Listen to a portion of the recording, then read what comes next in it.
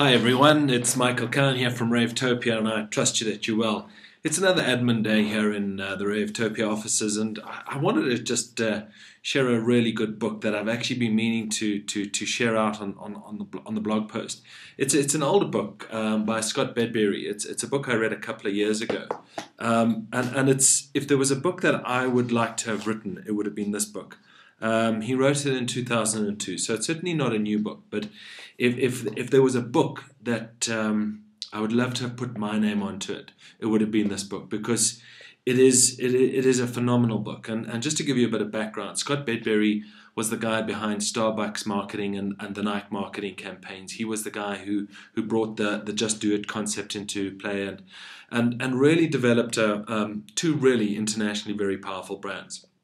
So he certainly comes with pedigree. He knows what he's talking about, and he's played at the most highest level of brand playing that you can ever play at.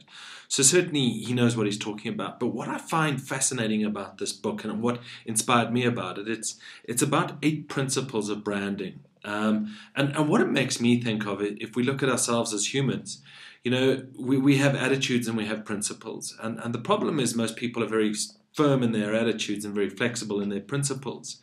Whereas we actually need to be very fixed in our principles and very flexible in our attitudes. And if you think of the idea of branding and how we go about doing our marketing, I think it's absolutely important that we have a set of brand principles that we adopt and that we develop off. And we need to be a lot more flexible around our technical systems, our processes and systems around branding. And I think we've got it the other way around. I think there's too much stuckness about the technicalities of branding and the methodologies, and we cannot deviate from those. And there's not enough focus on the principles behind branding and also the principles of what's going on in the marketplace. Because as human beings, which is the point of branding, is to get people to buy your product.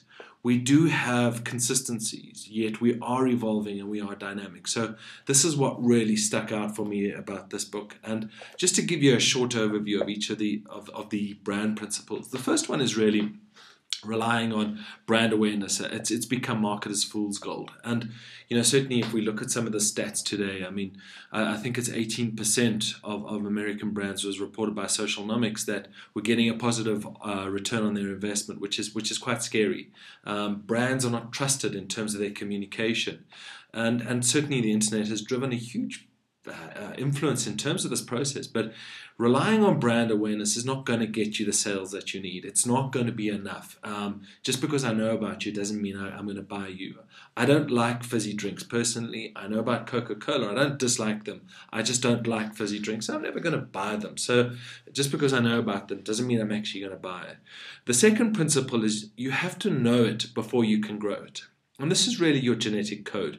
It's who you are, and what you stand for, because you have to be very simple, clear, and relevant in your customer's mind. If, you know, a confused mind doesn't buy. The more clear and focused the mind is on the process, on who you are, what you can offer, the easier it is for people to buy. So you've got to understand who you are and what you're actually doing. And what's really nice about the book is he goes into a lot of examples and details and really key insights. So the third point is just because you can doesn't mean you should. And it's very easy. And if you look at the new social media and social marketing that's going on, we've got to be on this, we've got to jump onto this. And you don't actually have to. You've really got to pick the platforms and the battles that you want to go and fight and leave the ones that you don't. You are allowed to say no. And it kind of reminds me of another point, is that the narrower your focus, the broader your appeal, the more focused and clear you are, the better. You know, you don't have to put everything into play. You can be quite selective. The fourth principle is get past product-only relationships. And this is about emotions. And I mean, certainly when we look at the idea of word of mouth, you know, it is about emotions. Happy people say good things. Happy experiences get people buying more things and telling more people about it. And really, branding and marketing and business has become about emotions, about making people happy. This is why Zappos does so well. That's why Apple does so well. And I know they're cliche brand examples, but they're absolutely relevant because they really have got beyond the idea of features and benefits. And they built a relationship with you, and that's an emotional relationship, and it's really important. So whilst the elements of logic are important, They're no longer the driving factor that a lot of brands build around their processes and systems. The fifth principle is everything matters, and it's about brand evangelism. You have to look at your in total brand environment and understand that you're as strong as the weakest part of that environment, and look at what is being created out in that environment, and really make sure that it is all working together. And this is really about creating a culture within your organization with the people that are embracing your brand and developing that as a brand in terms of absolutely everything. So everything matters. Absolutely everything matters. His sixth point is brands need good parents. Good brands don't happen by chance. Nike and Starbucks and any of the other great brands, the Apples, the Zappas, these didn't happen by accident. They were very deliberate. They were built with focus.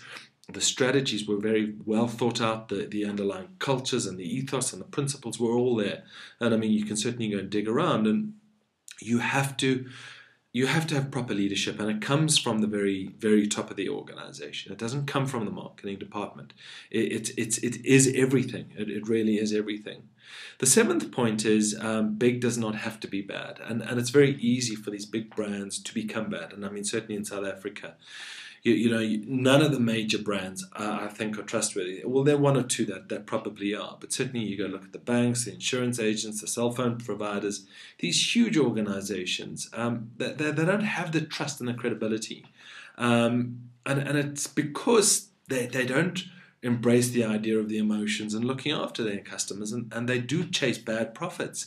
And brands don't have to be like this. Good brands don't need, and big brands don't need to do bad. They can be good. And Scott Bedbury gives 7 principles or details into how to become a much better brand, because everything does matter. And you can see they all kind of tie into each other here. And his last principle is relevance, simplicity, and humanity, and not technology, will distinguish the brands of the future. And I think this is such an important point. It's what we always say here at Ravetopia. It's about people, not technology. And if you look at everything that's going on in the world, it is about people driving things. Certainly technology has enabled us to embrace this and to really redefine how we do things. But it is about being human. It's about being relevant to your target market. It's about being simple and clear. And it is about being human. And I do think we're going through the human revolution, so to speak, because we're in a people-driven economy. We're not in a technology-driven economy. And if we look at what is happening in the word-of-mouth markets, it's all driven by feelings and about being human, about being transparent, about trust and credibility. And this principle of humanity just cannot be understated, because at the end of the day, people buy from people. People choose people, not necessarily brands and products and services. So I think it's a book very well worth reading, and it's certainly a book that I consistently refer back to, because it really just inspired me when I bought it about 5 or 6 years ago. It is a superb book. If you haven't read it, please do yourself a favor and go and read it. It's A New Brand World by Scott Bedbury. And on that note, let me get back to my administration. And this is Michael Kahn from Ravetopia saying thanks for listening, and we'll chat to you soon. Cheerio there. Bye-bye.